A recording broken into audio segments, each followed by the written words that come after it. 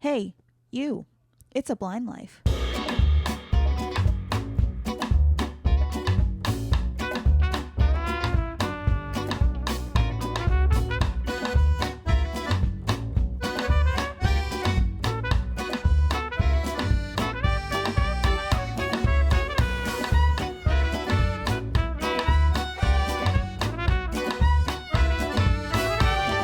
Hello, everyone, and welcome to the It's a Blind Life podcast. My name is Aria. And I'm Belle. And we are two legally blind sisters who started this show because we wanted to talk about our lives being blind and how that works and all of that jazz. We cover a lot of different topics. It all centers around how we do things being blind, that kind of thing. And today what we're doing is we are going over something that is really rather important to the lives of blind people, and that is the use of a cane. Now, I don't know the history of a cane or why it was used, that kind of thing. You ain't taught that in blind school. Yeah, you're not taught that. It's survival of the fittest. Kind of, yeah. I thought about it before recording, like yesterday. Like, hey, I should look that up and have that information. Do I have that? No. Did I forget? 100%. So instead, what we're going to do is we're going to talk about kind of our experiences with using a cane and essentially how you use a cane, like the proper cane technique, just that kind of stuff, if that makes sense. So I started using a cane, I think when I was in elementary school. I had a vision teacher who would come, I think it was like once a week, the vision teacher would come. And they would take me out of class or out of something. And we would essentially go and work on different things. The one thing that we worked on was something that is called orientation and mobility. And what that is essentially teaching you how to get around when you can't see, how to like cross streets, all of that jazz, which the orientation and mobility itself is going to be something we talk about later. But a big part of it, especially when you're young, is just how to use a cane, the proper way to use a cane. And so there's kind of two schools of method when it comes to cane usage. One is kind of just the one that we were taught in school, I want to say. And the other is the National Federation of the Blind method. And you might think that there's really two schools of thought in this, and the answer is yes. So in school, what I was taught was that your cane should go like when you're standing and you have the cane like in front of you. The top of your cane should measure to like the middle of your chest, essentially. It should hit about at your breastbone. Yes. Like the divot of your breastbone. Yes. And so that is the height that you go with. For the National Federation of the Blind, or NFB, their philosophy on the cane is that the cane should touch your nose. Like when it's standing in front of you, it should be as tall as your nose. Yes. And so there's a lot of different cane types, but it kind of boils down to whether it is collapsible or if it is just a straight cane. The National Federation of the Blind, they are very big proponents of the straight white cane. Yes. In school, it was a white cane, but it also had a red handle, and it had like a red thing at the bottom that like a red line or a red, like the last bar of our collapsible canes had like, it was like red, and then it went to the tip. And the reason for that is while you're learning, and if you do have some vision, that way you're able to see the tip to kind of learn what you're doing. But any other cane you pretty much get when you're an adult. It's mostly all white. Yeah. I mean, you can get the ones that have the red bottom. It depends on where you order it from. Yeah. Where our dad gets ours, I know my last one had the red at the bottom. Yeah, I think all mine do. I don't think I have You any. use old ones. I need to get a new one. I'm waiting on my new one to arrive. Yeah. But the National Federation of the Blind, theirs is just a straight white cane. There's no red at the bottom. And they do have kind of an option where it's rigid or it will telescope down. The way that our canes work is they kind of unfold. But the NFB canes, if they do collapse, they kind of telescope in on themselves and then telescope out, which is kind of fun, but also It's a kind of pain fun, in the butt. but it is annoying, especially after I had one of those canes. I think mine broke, to be perfectly honest with you. Yours broke. Mine lasted the longest, and mine's still going. I just don't like it because after so long of using it, the bottom, right above the tip, there's this little rubber piece, and that's what holds the cane together when it's collapsed. Because I've used it so much and like collapsed it and such, it doesn't really hold anymore. Right. So like I get really frustrated with it. Honestly, it's in my closet at home, just standing there. Yeah. I don't touch it. It also broke. Yours broke like somewhere in the actual joint, I think. And one of the joints like got stuck or something. Yeah, something happened. The tip, when I pushed it down, one of the things didn't collapse. So it pushed off the top of my cane. So now that's like scotch taped on there. It's not worth it. It's a mess. So that is kind of the difference in cane type, so to say. Minus the tips. But the tips are what I was going to talk about next. So for the NFB canes, there's really only one kind of tip, and it's a little metal circular disc.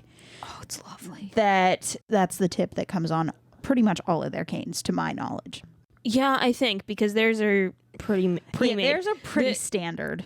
There are, in the canes that Ari and I have gotten, you can change out the tip. Yes, in the NFB you cannot. Right. In the canes that we have that are collapsible, it's kind of like the whole cane is kind of put together, and then there's kind of like a bungee cord that's run through from the top of the cane with the to handle.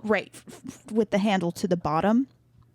And essentially, like, the bungee cord is how you're able to kind of pull it apart to like break it down to collapse it. And what you can do is, if you do it very carefully, you can kind of pull out the tip of your cane, slide something in there behind it to make sure that the bungee doesn't fall, take off the tip, put on a new tip, and put it all back, essentially. That's what you did? Mm-hmm. Yeah. Whenever I had to change it, because we were both taught this in orientation and mobility, because when you start, you have a certain tip. Like, you have this giant ball. Yeah. And then you slowly graduate and you kind of move between tips until you find what you like. Until you find what you like, and it is different from everybody. Ari and I, we both do not like the same tip. Yeah, and we'll get into that. We'll get into that in a minute. But what I was taught to do is when you pull out the tip, the old tip, you hook the other on before you unhook the old one. So you don't lose the cord. Yeah, they kind of told me to like have like a pencil or like something. See. Well, you also, when you started doing that, you had a different teacher than who I had. It was old school. You started without her. Yeah. And then you had her, and then I had her. She's lovely. We love her. Yeah. But anyway, so different types of tips. So like Belle said, there is one tip that is essentially the shape of a ball. And that's a gigantic ball. It's like a tennis ball, man. Yeah, it's pretty big. I feel like that's what they start a lot of times for like little kids, kind of. That's when I started mine, so I don't know what age Ari was. I started in kindergarten. I don't remember. I honestly don't remember the first cane that I used. I want to say there's another variation of more quote-unquote ball tip, and that is the marshmallow tip. So it's literally shaped like a marshmallow, and I want to say that mine was like a big marshmallow tip. That was the second tip that I used, and I stuck with the marshmallow for a long time. Yeah, you really liked the marshmallow. I did not like the marshmallow. like we said before, there is an option for the little metal disc, just like with the NFB. That's the one that I now am obsessed with. Like, if it's not the metal disc, I am not using the cane, and you cannot make me use the cane. And then the one that I like is a straight tip. Pencil tip. A pencil tip. So pretty much it's just like this little, it almost looks like a piece of chalk in a way. It's kind of like that shape. It's like it's wider. It's shaped like a gigantic pill. Yeah, it's wider. It's something that's kind of cylindrical, kind of in a sense. It's a tube extension. It's just kind of a continued extension of the cane itself, just in the plastic form of the tip. Essentially. Hard plastic. Yeah.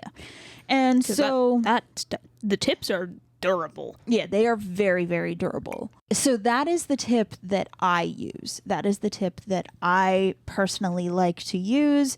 If it doesn't have that tip, I'm not a fan. I like the pencil tip, the straight tip.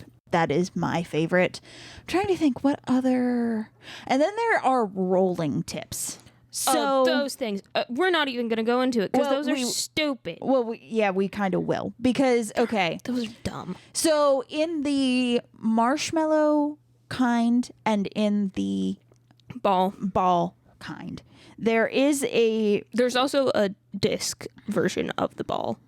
Okay, yeah, I don't.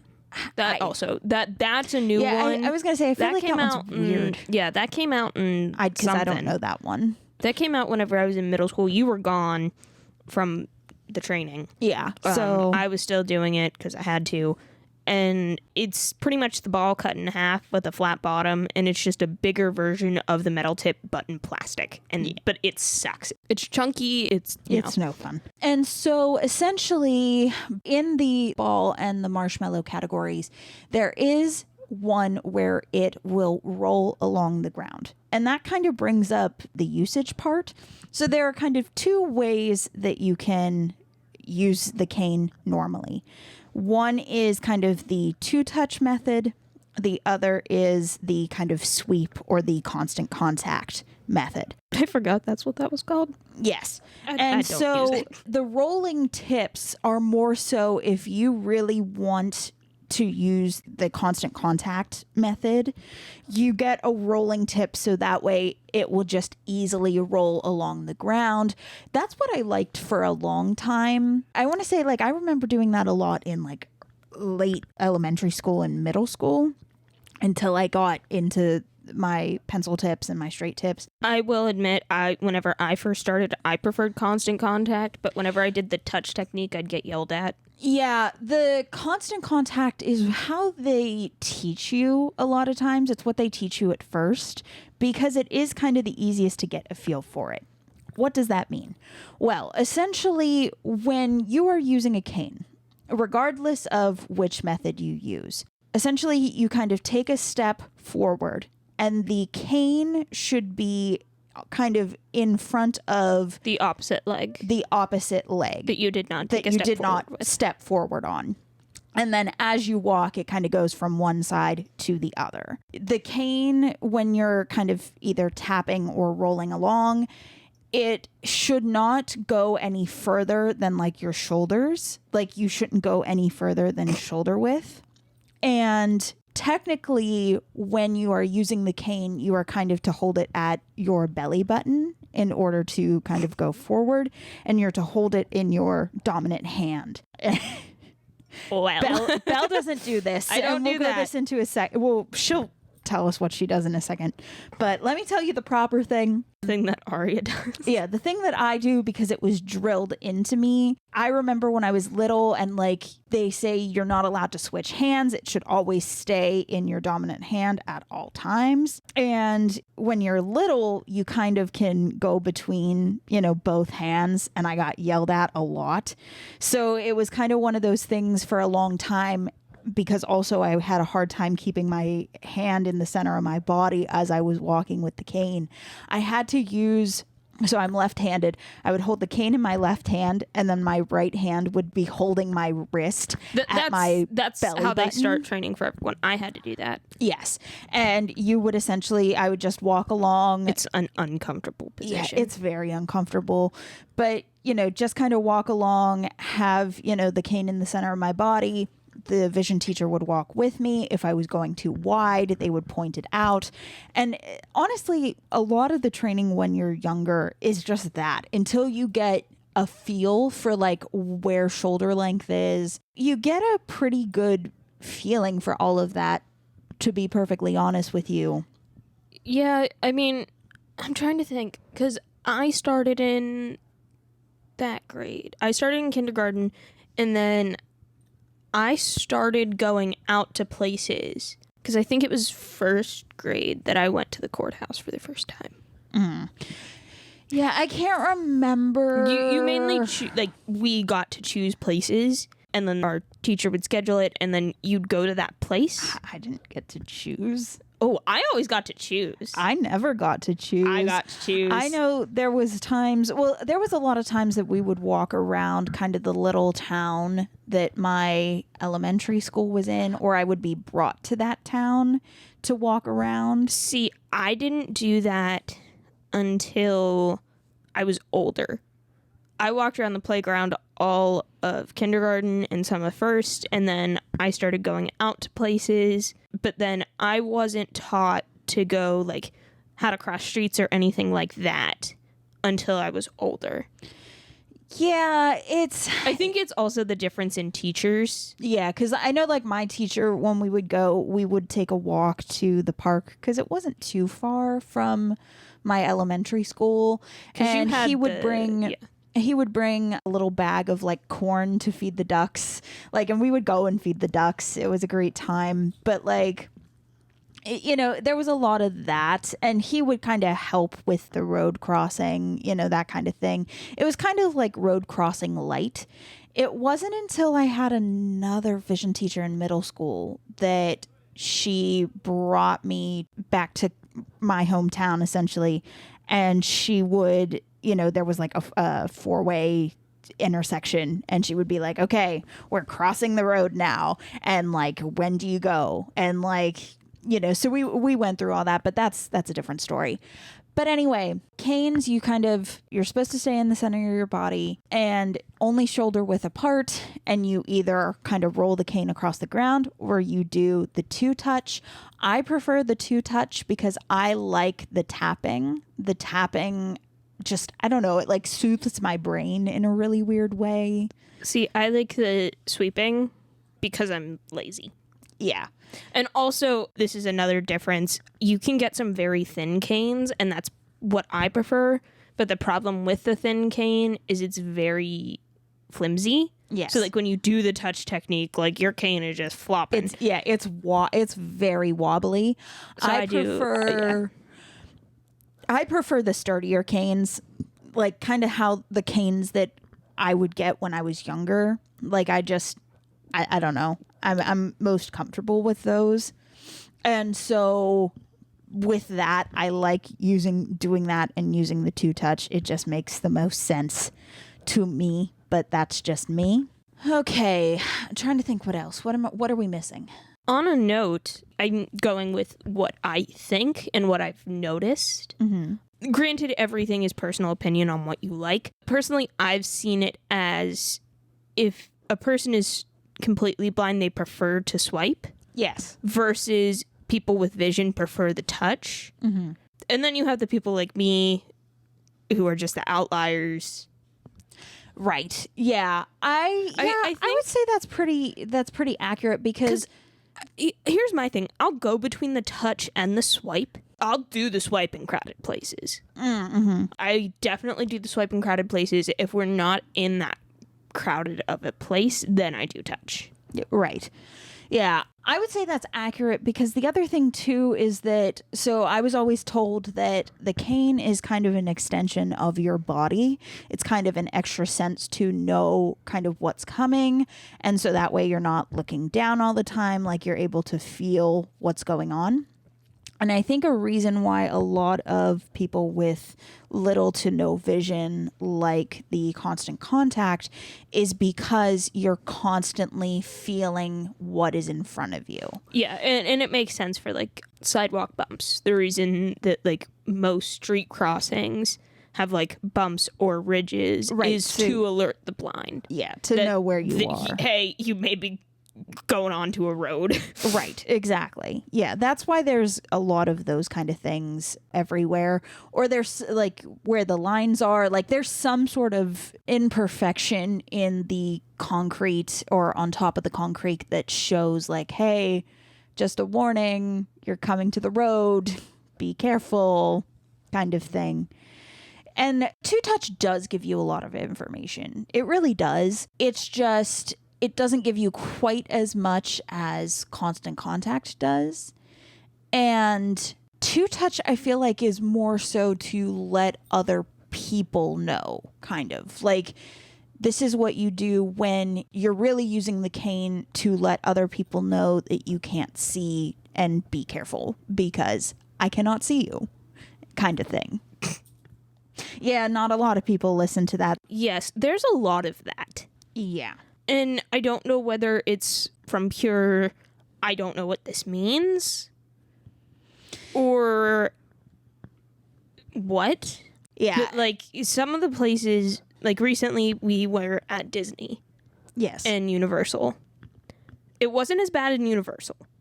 No, Universal was surprisingly... It was, I think everybody just let us do our own thing. Yeah, Universal was surprisingly chill.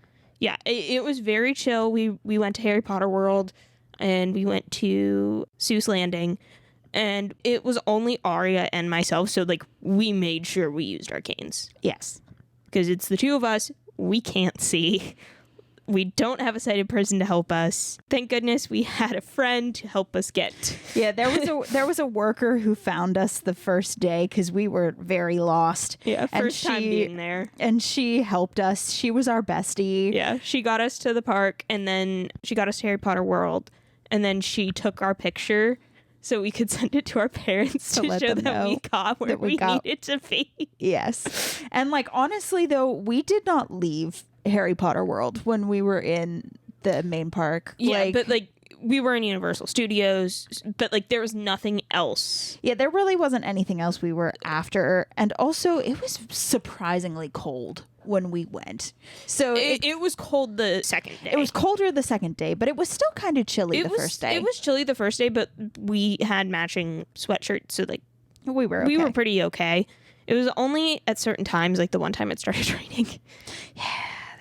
But anyway. But Universal was very cool.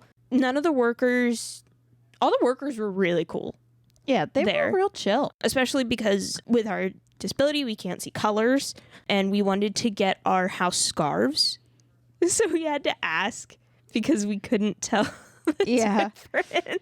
Yeah, and they were very nice. And they were like, oh, not a problem. Nice. They went to the back and like got us our scarves and we're like, here you go. And we were like, thank you. Yeah. So they were really nice. I think at the one, when we were getting lunch, we were kind of confused on the menu. Yeah. Because we could only look at it through a phone when it was right up there. So like the dude was very nice and very helpful. Yeah, he helped. He was very chill. Like everybody was surprisingly very nice. It was quite lovely.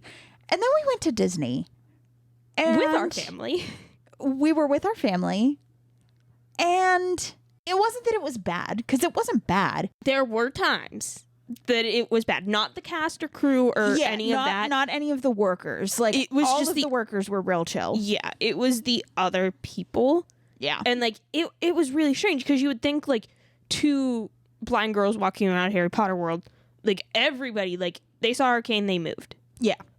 Like everybody was really sweet. Everybody just kind of went about their business, you know, especially like when we would have to get closer to things or something. Like it wasn't a big deal. It wasn't a big thing. At Harry Potter World, there was even a time where we were trying to watch something. A cast member was trying to help show something. Mm-hmm. And we were kind of further in the back. And then like once it kind of ended, she called us forward and kind of did it again for us to see. So that was really sweet. I can't remember what that was. It was the fountain. Oh, yeah. Okay. Because we were like, wait a minute, what? And she was very sweet and she explained it to us. Even the ice cream parlor, even though it was really crowded. Yeah, they were all sweet. Like, they were super sweet. Everybody was really, really nice at Universal. And then at Disney, it was kind of like, there were people that were just like walking in front of us that like we were tripping with our canes, but like it wasn't meant to be that way. Like literally somebody was like trying to like be kind of a jerk and just run in front of us, and they like tripped over our cane kind of thing. Yeah, or like they wouldn't move or pay attention, like, or they'd be staring at us, so then they'd trip because they were staring at us. Yeah. It was a lot of that. And we have, like, even though we can't see when somebody is actually looking at us, in crowded spaces such as Disney, we can feel, with just, like, a large amount of people. Yeah, and, like, you can kind of tell, too, because, like, you can kind of, like, especially for Belle, because Belle definitely listens a lot to, like, footsteps and, like, walking patterns and stuff. And you can definitely hear when someone's not walking normally, like, doing their normal walk, and they're just, like, walking really weird. Yeah. Like, I remember there was a kid who was like with his family, and he kept turning around to look at me, and like he wasn't walking forward, and I ended up accidentally hitting him with my cane a little bit. Yeah, and but he was like, also like trying to mess with her cane, kind of, but like not he was really. Like dancing around, like trying to like dance around the cane. Like at one time he like tried to jump over it somehow. Like it was really dumb, but it was just kind of like, and then Arya accidentally hit him, and then he ran to his family. Yeah, and then he like hardcore ran to his family, and I think he told his mom what was going on, and I just kind of laughed because I was just like, this means I can't see my guy, like, because he wasn't young, like he was like a teen. He was early teen. So it's like, come on, like, come on, kid, it's okay. Like, you're honest, it's not that bad. But yeah, all the cast and crew and all of that jazz, like they were super chill. They always are. But it was definitely like a lot of other people. Yeah. Especially, it was really bad at Epcot. It was really bad at Epcot. Magic Kingdom was better. To a degree. The places that me and Arya kind of stayed at, because one of the days it was, we were on our own with my two friends, but my two friends wanted to go do something, so they kind of left. Yes. So it was me and Arya, and we're trying to find something. So, like, we were kind of walking around trying to follow the map. And, like, we mainly stayed in, like, Belle's Village area and then, like, by Haunted Mansion. Yeah. We stayed in, like, those kind of places. It was only bad, like, Tomorrowland was kind of bad. It wasn't the worst. It wasn't the worst, but Main Street was worse. Yeah, Main Street was hardcore the worst. Tomorrowland wasn't that bad. I think it was just kind of frustrating. At times, yeah. At times it got very frustrating. Yeah, because we did, I think, like Carousel Progress. And then we did Monsters, Inc. And we did Monsters, Inc. Yeah. And that was, it was interesting. But regardless, it's fine. It was fine. We lived. But it's just kind of one of those things, like, if you see someone with a white cane, don't look at them like they're a zoo animal. I mean, like, okay, I know people cannot help that because it is very much you don't see this all the time. You don't see this every day. So, like, I can get that to a degree. And that I don't even necessarily mind to a degree.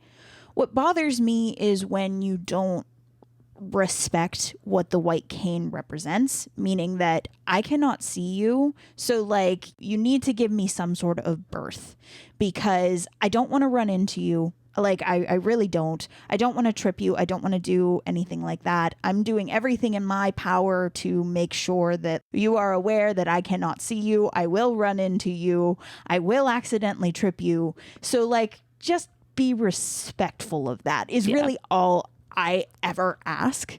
And, like, the only place in Epcot that was really bad was, like, the main hub area. Yes. Like down by where more the popular stuff is. Our family, when we go to Epcot, we only go for the countries. Yes. So we would just kind of go, and we didn't even go to like Norway. Like we stayed in more of like the least populated countries. Yeah. I mean, there were some times that like they would get a little crowded, but I mean, it was Disney. Like between Christmas and New Year's. Yeah. So like that was it's kind of gonna be expected. crazy. But like we mainly stayed in like France, the America, America, France, Britain, Germany. And we would walk through Canada.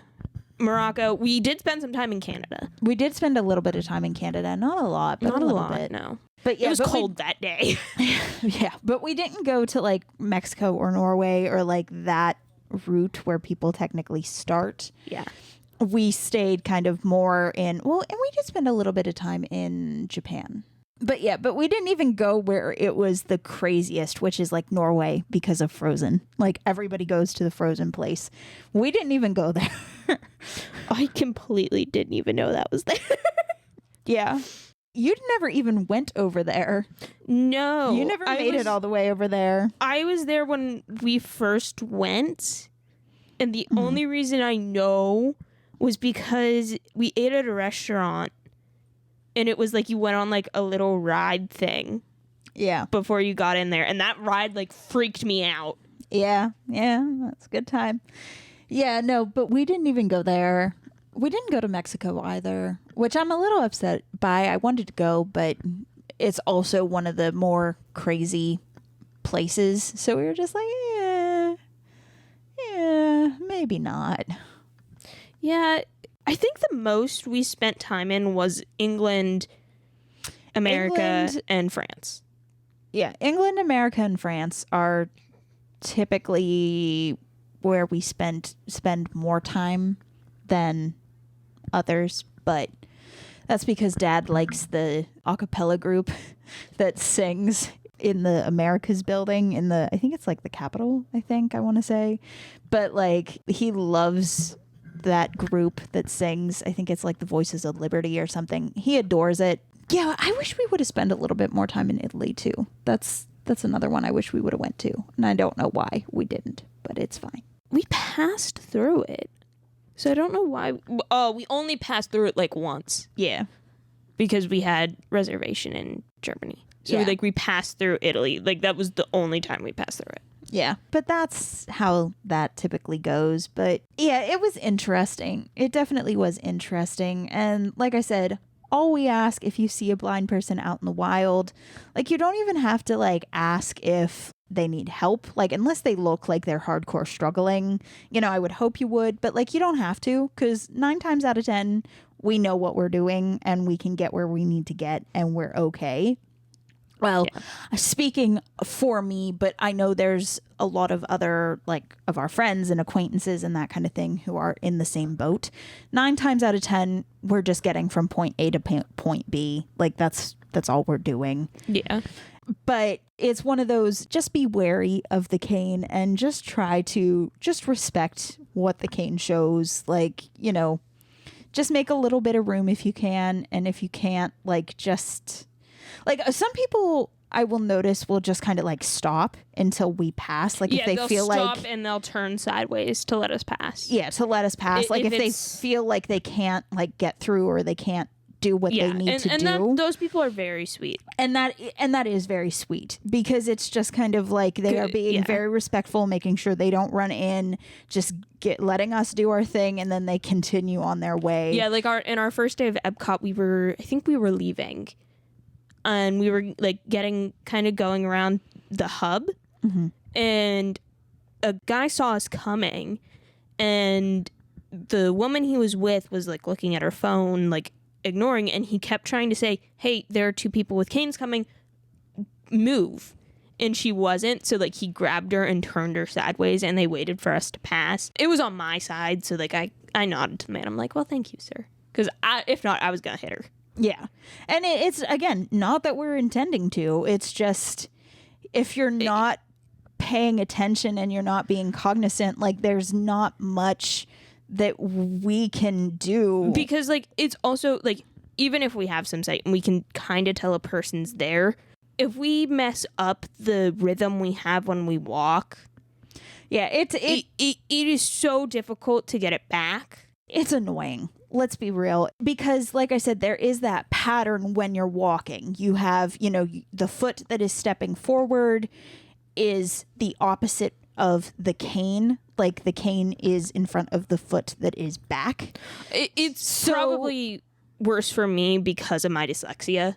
Yes. So it takes me longer to get it back than a normal person. Yeah, for me, it's more annoying, and it's just kind of like I have to kind of keep my cane on one side of my body until I kind of realize like, okay, yes, I'm on the proper steps. I can now go back to the proper rhythm. For you who, kind of mixes up your sides and all that jazz. My dyslexia is rare. It's not how information comes in. It's how it comes out. I know my left and my right, but like spur of the moment things don't work.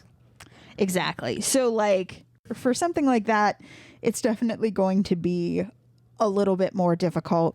Yeah, because it's like normally I have to like jump 5 times or something, or like do like 15 double taps or something to try to get to back in sync, and it's a mess. Yeah, so for you it is definitely more difficult, but yeah, like I said, we don't intend to. That's part of the reason why the cane is there. Yeah, and we mainly only use them when we go to unknown or big places that we're not that comfortable with. Yes, if we're not all that comfortable with it, because I know I will definitely use it when I'm walking around here. Not that I walk around here too often, because all of my shoes hate me. Yeah, for me, whenever I walk to school every day, I don't. Yeah, because you've learned the route by now. I've learned the route by now, and it's honestly just easier for me to get there without the cane, especially because there are days where I'm carrying textbooks. Yeah. So it's like, I'm having to carry like 5 different things, and I don't have a hand for a cane. Yeah, whereas normally me, I'm just kind of coming along under my own power, so I can, use it to get there. And then coming back, I typically don't, because I'm with Belle at that point. Yeah, so it's... And I'm just like, you don't need your cane, you're with me. I know this, like, it's fine. Yeah. I will say there are some areas on my route to and from school, depending on like when I can cross, it can get kind of dicey. But there's construction all the time, and like half of the start of my route is cut off on one side because of construction. Yeah. So like it can be an issue that way. It makes it difficult. But some days roads are closed, some days they're not. It's a toss-up. It's a whole thing.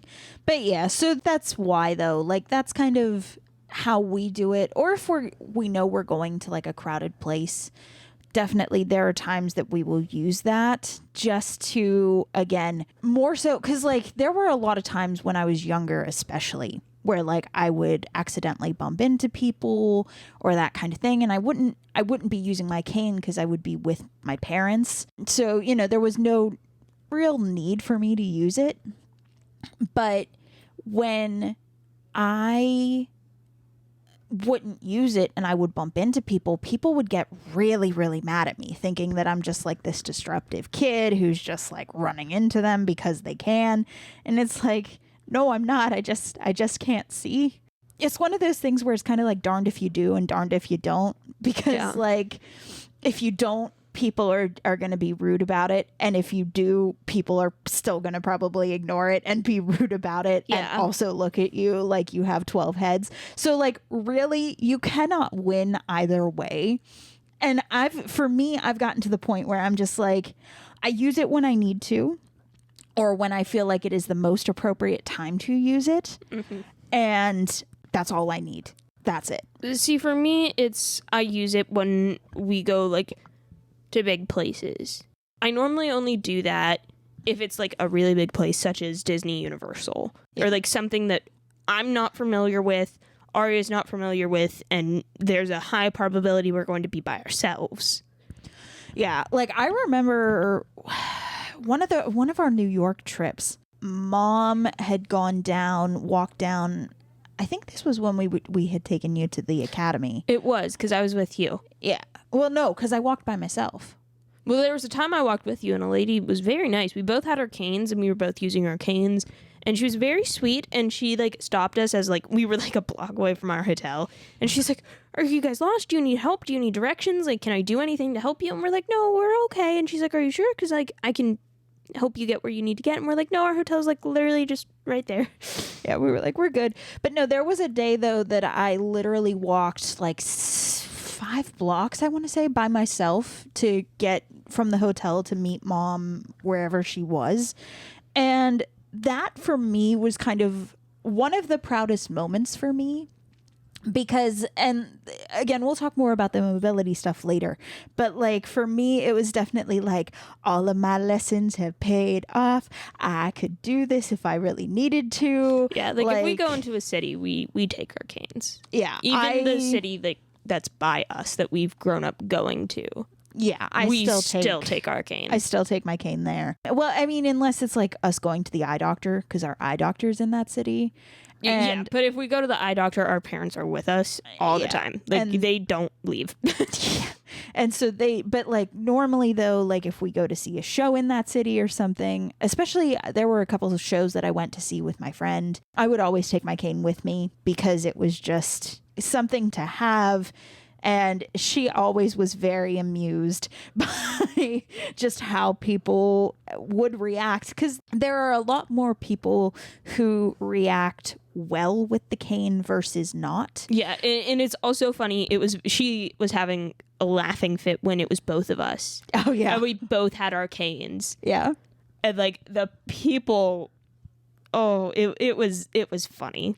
Yeah, she was just like, everybody's staring at you guys. And we're just like, yeah, we're used to it. It's fine. We are. It's fine. It's all good. We're good. But yeah, so it was definitely an interesting time. But yeah, so like I said, the only time I went to the city minus the eye doctor was when I went to a hockey game with Dad. But like he wasn't leaving my side. Yeah, he's honestly, like, I'm taking a 17-year-old girl to a hockey game. I am not leaving her alone. I am not risking anything. Yeah, honestly, and that was kind of like for sporting events, because there were the rare sporting event we would go to. Like, I was still little when we used to go to like baseball games. So like a cane for an 8-year-old, it don't do much. Yeah, not for you. It would be for me. And even then, I don't think I did use it, because again, oh no, I did. There was one time you used it, but for baseball games, our dad really likes baseball. So when we'd go to baseball games, like with family or with like his work outing, and we'd go to a baseball game, we couldn't be left alone, in case of balls. Yeah, baseball games are very dangerous. They're very dangerous. So like, even when like people would ask us like, hey, do you want to go to a baseball game with me? I'm like, because I don't trust that you are going to be 100%. Like, your focus is going to be like 25% on me and 75% on the game. Like, I do not have that. Yeah. Whereas I had only went to one. I had only went to one other game, and that person that I went with, I did trust them at the time. I shouldn't have, but I did. And like, everything was fine with the game. No, I went to one, and the only reason I was allowed to go with my friend and her family was because the seats were not in a place that a ball could get to. Yeah. So he's like, yeah, you could go. Yeah. So yeah, it's definitely that kind of thing. You know, again, we always learn to adapt. We always learn to move, like to, do what we need to. But there are times where it is very helpful for other people to just kind of be aware, be cognizant. If you see that, don't be rude about it. Yeah, that kind of thing. So now, earlier I had said that, if you want to help someone who is blind get where they need to get, you can, but like most of the time we're good. The best way that you can help someone and they're blind and you want to help them is by doing something that is called sighted guide. So essentially, we will go over this in much more detail, but essentially you are guiding the blind person. So the quick way to explain how you do this is essentially you kind of hold out your elbow for the blind person to take, and they'll kind of, wrap their hand around kind of your upper arm, like your lower upper arm. And you just walk forward. You just walk forward normally. The blind person will walk like a step behind you. That is normal. And they should not be using their cane, because at that point, they do not need the cane to quote unquote guide them. They are using you to do that. So essentially, you just kind of walk forward. They will just kind of follow behind. And, you know, you don't even really have to necessarily tell them that there's a step up or a step down. We will be able to feel that through your body language, essentially. Like, we're going to be able to tell if you're stepping down or stepping up. But it is nice to do that. So, like, you can, but, like, you don't necessarily have to.